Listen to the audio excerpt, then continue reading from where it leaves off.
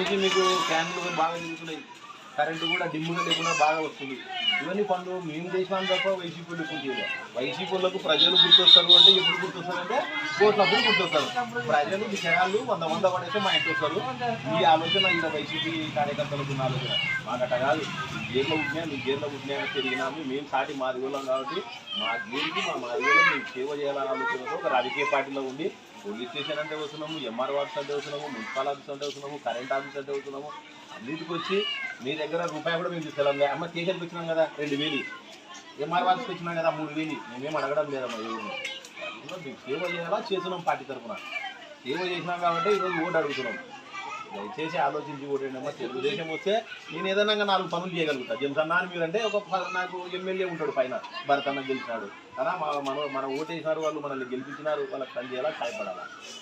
ఇదే మన గేర్లోనే ఒక 80 మంది పెళ్లి చేసింటాము. నేను టీకి భరత్తో మాట్లాడి 80 గంటలకు చేసింటాను. ఎవరి కాడేమి రూపాయలు తీసుకెళ్ళాను. కొద్దిమంది పెళ్ళిళ్ళు చేసి ఆయన వచ్చిన కట్నం డబ్బులు సగం మీకు సగం మాది కూడా తీసుకున్న గేర్లే. నేను ఒకరి కాడ రూపాయలు ఇస్తాను. ఎవరికి చేసినా ఉచితంగా పని చేసినాను. అవసరం ఆటో షాపులు ఏదైనా తీసుకుంటే కూడా నా జోలి నుంచి నేను ఖర్చు పెట్టి చేశాను. ఎప్పుడు కూడా ఈ పని చేసిన కదా రూపాయలు ఇవ్వండి, ఈ పని చేసిన 2 రూపాయలు ఇవ్వండి, నీకు జనాలు అడుగుతుంది కదా. కాబట్టి ఇంకోటేమో నాకు కూడా గేరు మీద అభిమానం, నమ్మకం ఏమంటే మొన్న పామన మీద పడితే కూడా పామన పూజకుంటే కూడా మీ ముఖం చూసి కొట్టేసాం పోతాను అన్నారు. ఏం డబ్బులు వద్దు ఏమొద్దు, నా డబ్బులు వద్దు ఏమొద్దు, మీ ముఖం చూసి కొట్టేసాం పోతానా. ఆయన పలకడం మాది నువ్వే ఎప్పుడైనా పలికేది అన్నారు. ఆ అభిమానం ఆ నమ్మకం నా మీద ఉంది. అందుకే నేను కూడా నమ్మకంగా ఉంటాను వేరేళ్ళ మీద. ఏమా దయచేసి మీ అందరికి చేతులకి ముక్కున్నామమ్మా. తెలుగుదేశం పార్టీకి ఓటేయండి. 2 ఓట్లు గెలిచేసేయండి. భరతమ్మని గెలిపేయండి. చంద్రబాబు నాయుడు ముఖ్యమంత్రి గెలిపేయండి. ఎంపీగా బచ్చిపాటి నారాజుని గెలిపేయండి. ఆ పార్టీ అధికారంలో ఉందంటే నేను ఒక 4 పనులు మీకు ఏదైనా చేయగలుగుతా. ఆపదలు వచ్చినప్పుడు ఏం చెప్తానా అంటే పలకగలుగుతా. అదే ఏం లేదనుకో, ఓడిపోయినారనుకో, మీరు కూడా ఏం చేయలేదు.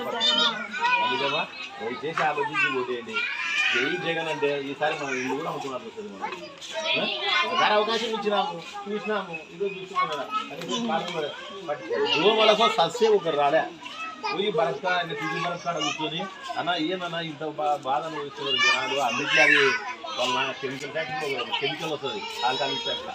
అది ఇన్సండి అన్న, అందరూ ఇన్సండి దాన్ని. తర్వాత ఆ పొగగొట్టుకోవాలని పంపించండి అంటే మున్సిపల్ కమిషనర్తో మాట్లాడి పంపించాను. 3 సార్లు 4 సార్లు పంపిస్తే అప్పుడు వచ్చినాయి దోమలు పక్క. లేదు ఎవరు పట్టించుకుంటాం, పట్టించుకుని నాదుగా ఉండదు. అందుకే దయచేసి ఆలోచించి